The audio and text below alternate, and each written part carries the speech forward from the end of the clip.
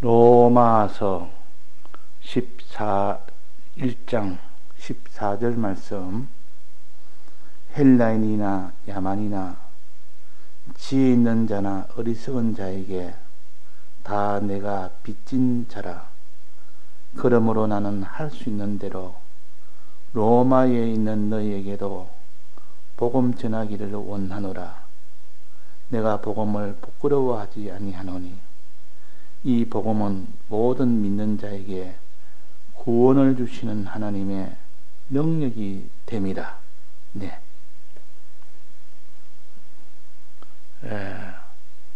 우리가 하나님께 큰 빚을 지는 것이 우리입니다. 이 빚 갚는 일이 신앙생활이요. 빚을 평생을 갚아야 됩니다. 왜? 빚이 너무 큰 빚이니까.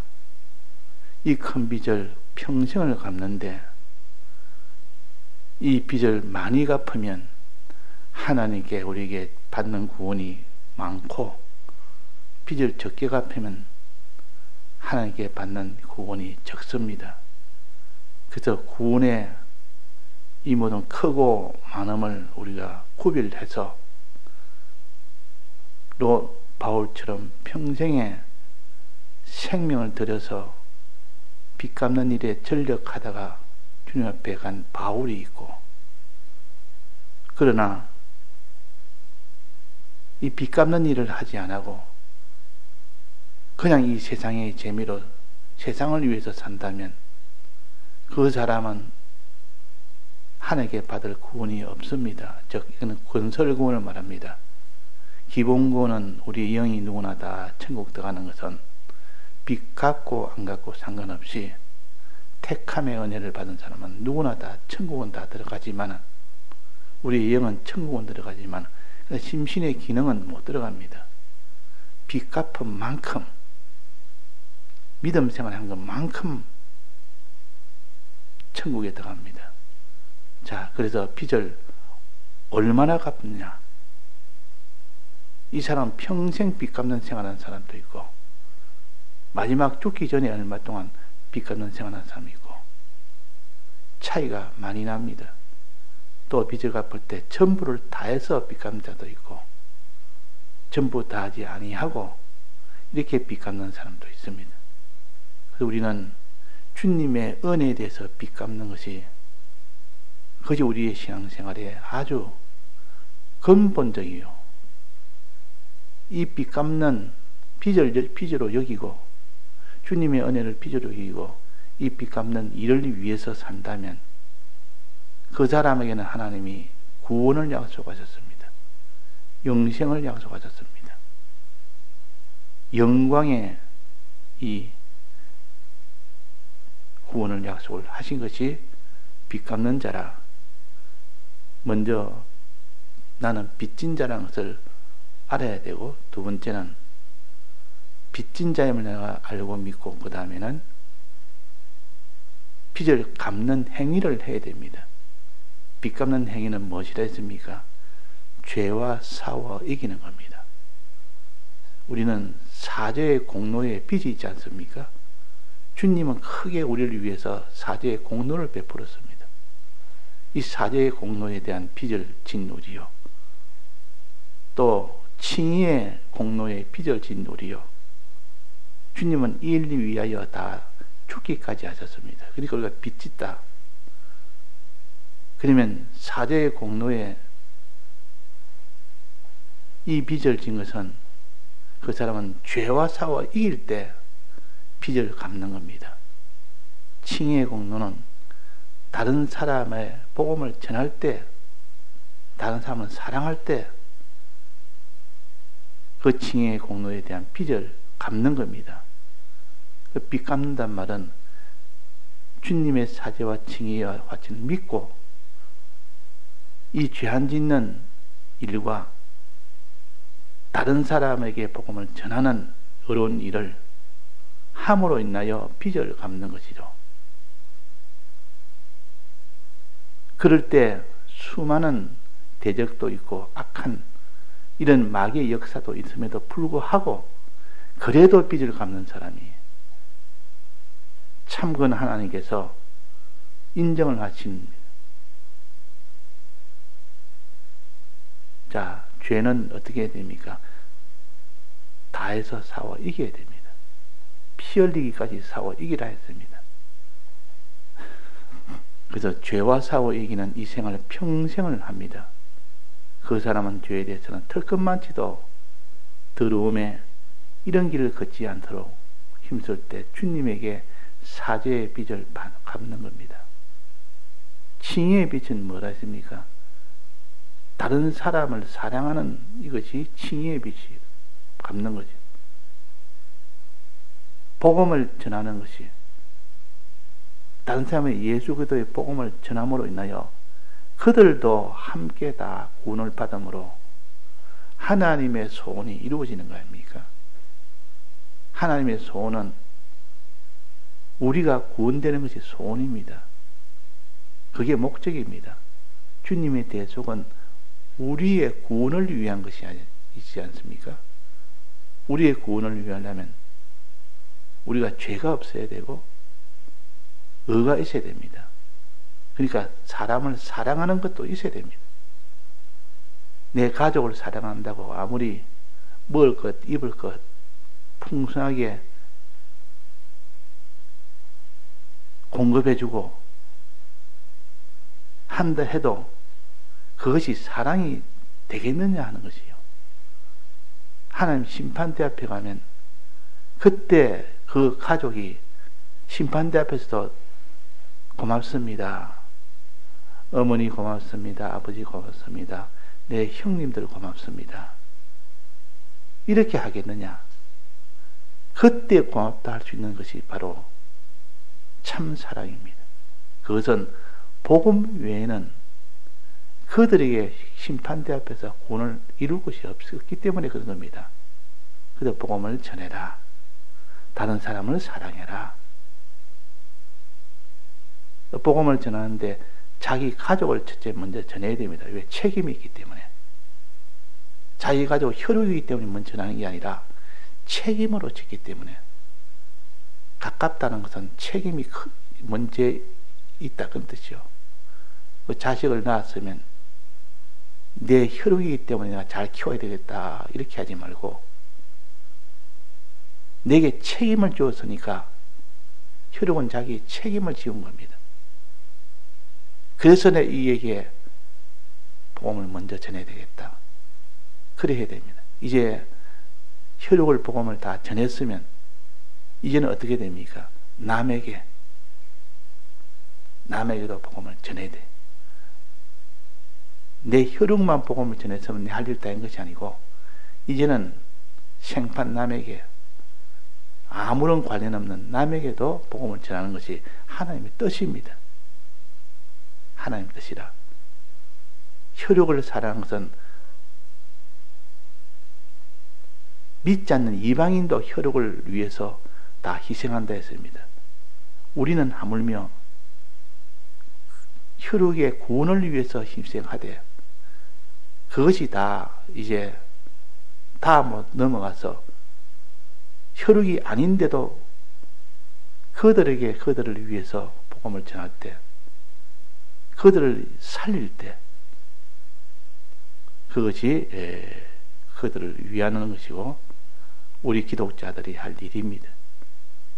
자, 그러면 어떤 자에게 복음을 전해야 됩니까? 첫째는 책임을 지은 자기 가족이 있고 그 다음에는 여기에 뭐라 했습니까? 헬라인이나 야만이나 지혜 있는 자나 어리석은 자에게도 다 내가 빚진 자다. 가족만 그런 게 아니다. 그 말이에요. 가족은 당연히 하나님 책임을 지었기 때문에 그렇게 우리는 복음을 전해야 되죠. 그러나 헬라인이나 야만이나 지혜 있는 자나 어리석은 자나 헬라인은 어떤 사람입니까? 그 당시 그리스 사람이 헬라인입니다. 그리스 사람. 유럽의 첫 발자국 된 것이 마게도니아가 제일 먼저였고 서양이지. 서양 유럽의 제일 첫 복음이 전해진 것이 마게도니아 빌립보입니다. 빌립보 지방. 그 다음에 그리스, 그 옆에 있는, 밑에 있는 그리스의 복음이 전해졌습니다. 그 다음에는 제일 큰 로마, 그 당시에 제국이, 황제가 있는 그 제국인 로마입니다. 그러니까 마게도니아의 첫째 복음을 전했습니다. 바울이 2차 전도 여행 때 그때 처음으로 복음을 전한 것이 서양의 복음을 전해진 겁니다. 그러고 난 뒤에 그 다음에 그리스를 헬라라 그럽니다. 헬라. 그리스나 헬라나 같은 말입니다. 또 한문으로는 히랍이라 그러고. 그래서 그리스의 복음이 그 다음에 전해지고, 제일 마지막에는 그리스 옆에 있는 로마에서 복음이 전해졌습니다. 그래서 그 당시로는 지역적인 표시지만 지금으로 말한다면 이 그리스는, 헬라인은 문화국이요. 문화가 발달된 그 나라가 헬라 나라입니다. 그리스입니다. 그 당시 그리스는 그게 그리스 수도가 아덴입니다. 아덴. 성경에 아덴이라고 나옵니다. 사도행전에 보면 나오죠. 17장에 보면 아덴. 지금 말하면 아테네라. 그리스 수도가 지금 아테네 아닙니까? 그 당시에도 이 수도인 아덴에서 굉장히 문화가 발달했습니다. 어떤 문화가 다르냐? 종교, 철학, 사상, 문화, 예술, 이런 면에서 아주 큰 이렇게 발달이 된 것이 헬라 나라였습니다. 헬라 나라. 그래서 그 당시 소크라테스가 거기서 다 나왔고, 아덴에서 거기에서 다 모여서 광장에 모여서 그들이 다 이 모든 사상을 전하고, 아리스토텔레스, 플라톤, 유명한 철학자들, 그들이 다 이것을, 문화를 전했습니다. 그래서 문화국이라, 그래서 헬라 나라는 문화국이라 이렇게 합니다. 문화로서는 제일 뛰어난 나라라. 그래서 그 뒤에 또 무슨 철학자들이, 성경에는 보면 에피쿠레오 학파가 있었고, 또 그뒤 서도이고 학파가 있었습니다. 즉 서토아 학파고 하나는 에피큐러스 학파입니다. 우리가 역사에서 배울 때 에피큐러스 학파는 쾌락주의로 사는 것이 그 인생의 참된 길이다, 그게 복된 길이다, 이렇게 가르치는 것이 에피큐러스 학파입니다. 그 철학자들이. 서도이고 철학자, 즉 서토아 학파는 아니다, 우리는 절제하면서 금욕하면서 사는 것이, 그것이 참 인생의 길이다, 이렇게 하는 철학 학파가 서도이고 학파라, 서토아 학파라. 그런 것들이, 인생이란 것은 이렇게 살아야 된다, 저렇게 살아야 된다는 철학자들이 굉장히 많이 배출된 것이 헬라라. 헬라에서, 아덴은 거기에 아테네 신전도 있습니다. 아테네 신전, 그게 아덴 신전입니다. 종교도 발달해서 그 아덴에는 신전을 많이 지어서, 우리는 이렇게 신을 섬기고 살아야 된다. 사람이 사는 것이 육체로만 살 것이 아니요, 우리가 신을 모시고 살아야 된다. 이래가지고 종교도 발달했고, 이렇게 문화도 발달했고, 철학도 발달했고, 사상도 발달했고, 지금 말하면 문화국입니다. 지금 말하면 미국은 문화국 아닙니까? 미국과 영국이나, 근데 다 문화가 발달된 나라요. 저 아프리카나 이런 데는 문화가 발달되지 않는다. 이 야만인지라 철학, 사상, 종교, 예술, 문화, 이것이 없는 그런 사람을 그 당시는 야만인이라고 그랬습니다. 인생도 모르고 그런 소크라테스나 그런 사람들처럼 그 사람을 문화인이라 헬라인이라 그랬고, 그러지 그런 것이 없는 사람은 야만인이라. 우리는 복음을 전해야 될 의무를 가진 사람은 야만인이나 헬라인이나 즉 문화인이나 상관없이 다 그는 사망선 아래에 있는 것이다. 아무리 고귀한 철학을 가지고 아무리 뛰어난 문화를 가졌다 해도 그 마지막은 다 사망이다 그 말이야. 그러니까 헬라인에게나 야만이나 다 무엇이 필요하냐? 복음이 필요합니다. 복음이 있어야 그들도 살지요. 복음이 있어야 그들이 구원을 얻습니다. 그래서 이 바울이 그때 서도리고 학파나 그때 에비그레서 학파에게 그들에게 복음을 전한 겁니다. 복음을. 그들은 다 철학을 전하고 그 광장에 모여서 철학을 전하고 했지만도 바울은 그 광장에서 아고라 광장도 있고 그 당시에 보면 이 성경에는 에비구레오 또 광장이라고 있습니다. 그 광장에서 복음을 전했고 저들은 철학을 전하는 겁니다. 자, 이렇게 우리는 그 헬라이나 야만이나 그들은 마지막은 다 사망이기 때문에 그들에게는 복음이 필요해서 바울은 예수를 전한 겁니다. 예수와 그 부활을 전했다 그랬습니다. 근데 그들은 다 철학을 전하고, 자, 철학의 마지막은 사망이죠. 복음의 마지막은 구원입니다. 그래서 이게 본문에도는 우리 복음을 전하는 것은 부끄러워하지 않으니 저들의 참 수준 높은 철학을 전하고 사상을 전하고 문화를 전한데 그것이 없는 기독자가 복음을 전할 때 우리 복음은 너무 부끄럽다.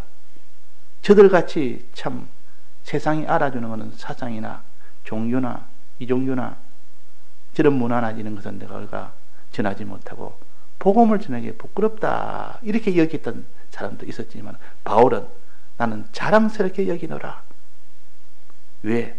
저들의 마지막은 다 사망이지만은 이 복음의 마지막은 다 구원이기 때문에 야만인에게도 복음이 필요하고 헬라인에게도 복음이 필요하다. 문화인에게도 복음이 필요하고 야만인에게도 복음이 필요하다. 지금도 세상 이 문화적으로 뛰어난 그들에게 우리가 복음을 전해야 될 이유가 뭡니까? 마지막은 사망이기 때문에. 그래서 예수를 전하고 부활을 전하는 겁니다. 그래서 바울이 그때 헬라인에게 복음을 전하니까 저들은 예수를 전한다. 예수의 부활을 전한다. 참 기이하다. 저것도 종교의 한 중에서 하나겠지. 이 정도로 받아들이고, 그러니까 그걸 갖다가 아주 귀하게 여기지 않았고 아주 가치 없는 것으로 여겼지만은 그러나 기독자는 이것이 제일 귀하고 제일 가치 있다. 제일 자랑스럽다 그랬습니다. 왜?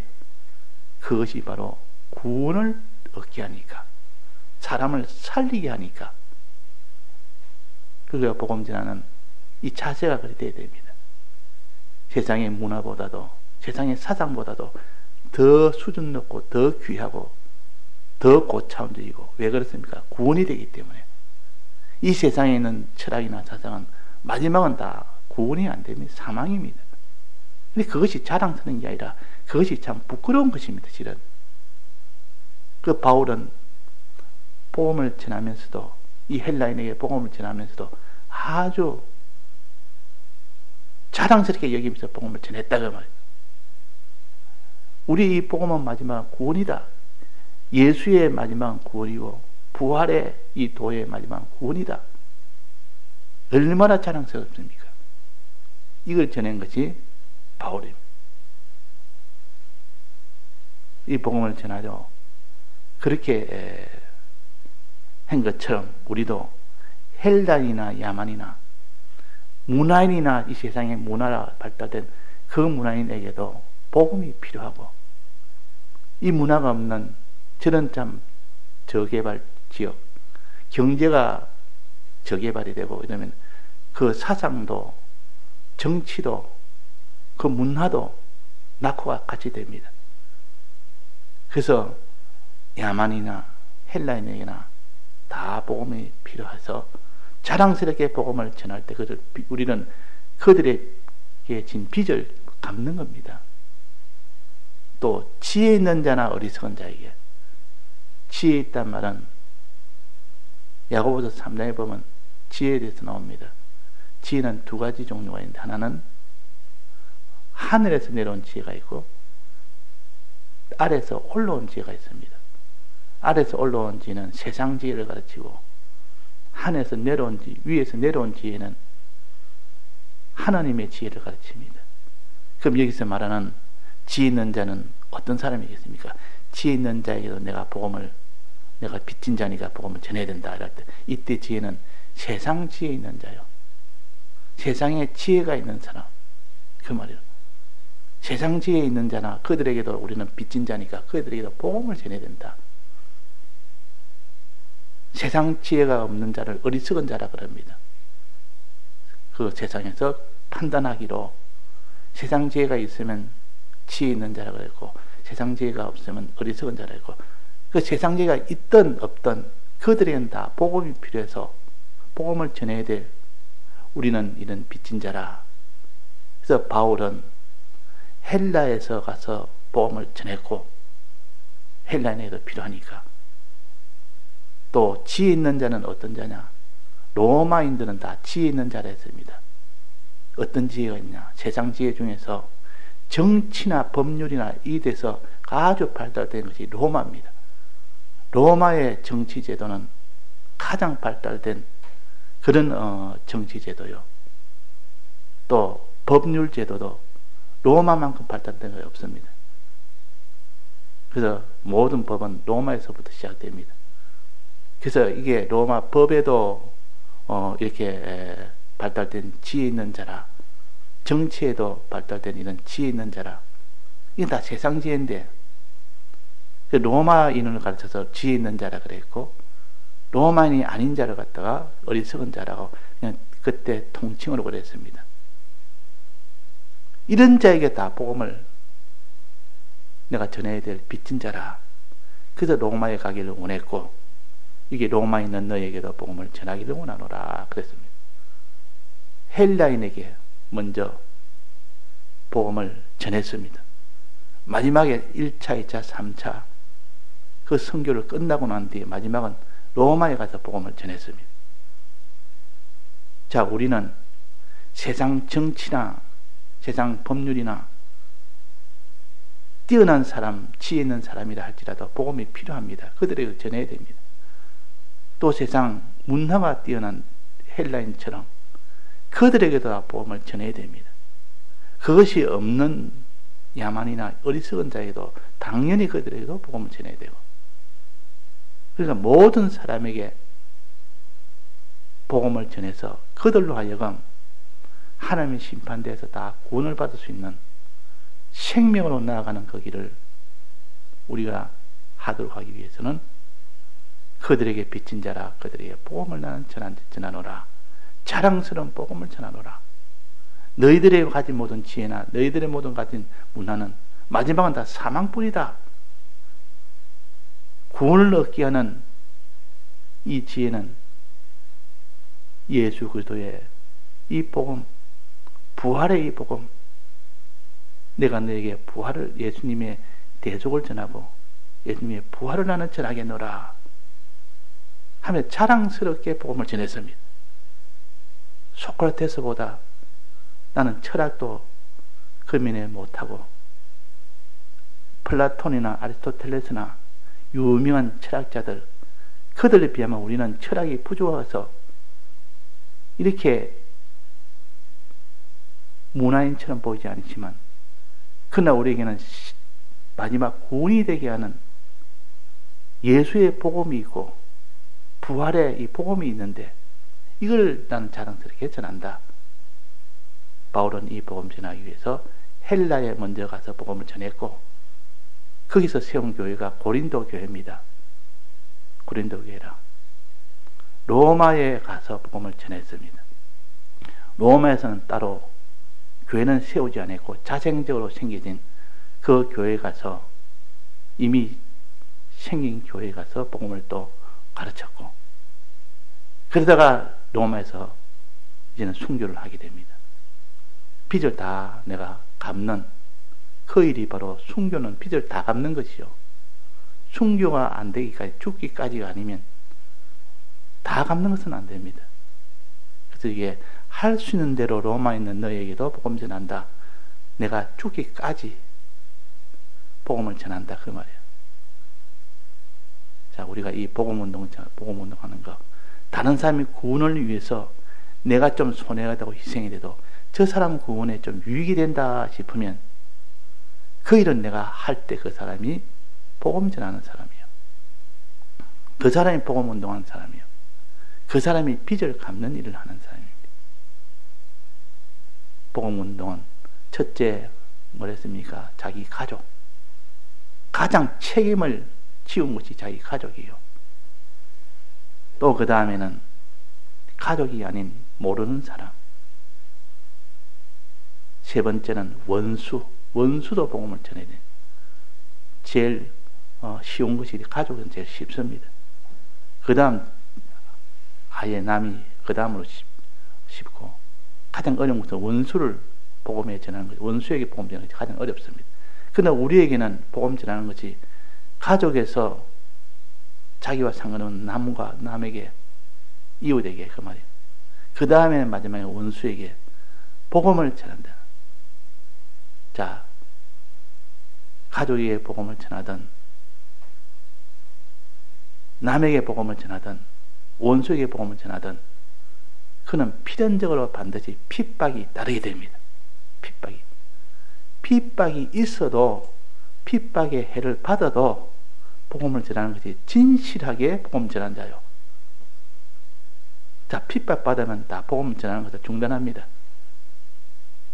그 제일 어려운 것이 핍박 속에서 복음을 전하는 것이 제일 어렵습니다.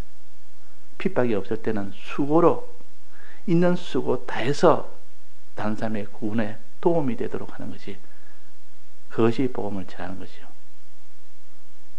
그래서 우리는 수고로 복음을 전하든지 여러 가지 핍박 속에서 복음을 전하든지, 그 전하는 대상이 가족이 되어야 되고 이웃이 되어야 되고 원수까지도 복음을 전하는 사람이 되어야 진정한 빚을 갚는 자가 되는 겁니다. 예, 다 같이 통성으로 기도하시다가 자주하시겠습니다.